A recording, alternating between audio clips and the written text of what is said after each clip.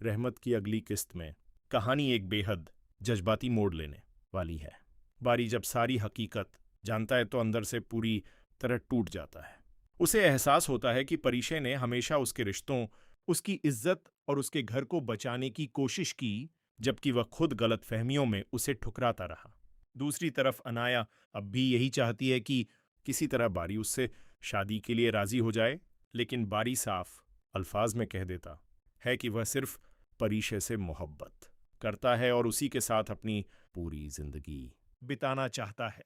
यह सुनकर अनाया के अंदर नफरत और हसद और भी बढ़ जाती है और वह परिशय के खिलाफ नई साजिशें रचने लगती है।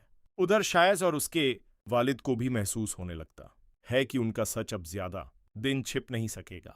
वो दोबारा बारी को जज्बाती तौर पर अपने काबू में करने की कोशिश करते हैं, मगर इस बार बारी बदल चुका होता है। वह अपने वालिद के सामने डटकर खड़ा हो जाता है और कहता है कि इज्जत झूठ और जुल्म से नहीं बल्कि सच से बनती है। बारी की यह बात सुनकर पूरा घर खामोश रह जाता है। आलम साहब भी पहली बार अपनी बेटी के हक में खड़े नजर आते हैं। उन्हें एहसास हो जाता है कि उन्होंने परिशय को समझने में बहुत देर कर दी। दूसरी तरफ परिशय अपनी दादी के सामने टूटकर रो पड़ती है। वह कहती है कि उसने हमेशा सबकी खुशी चाही, लेकिन बदले में उसे सिर्फ दर्द और तकलीफ मिली। उसकी दादी उसे हौसला देती हैं और कहती हैं कि सच्ची मोहब्बत कभी हारती नहीं।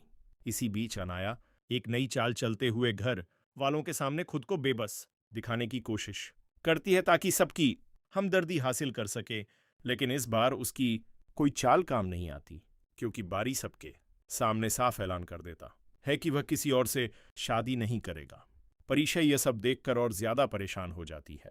वह नहीं चाहती कि उसकी वजह से बारी अपने परिवार से लड़े, इसलिए वह चुपचाप घर छोड़कर जाने का फैसला कर लेती है।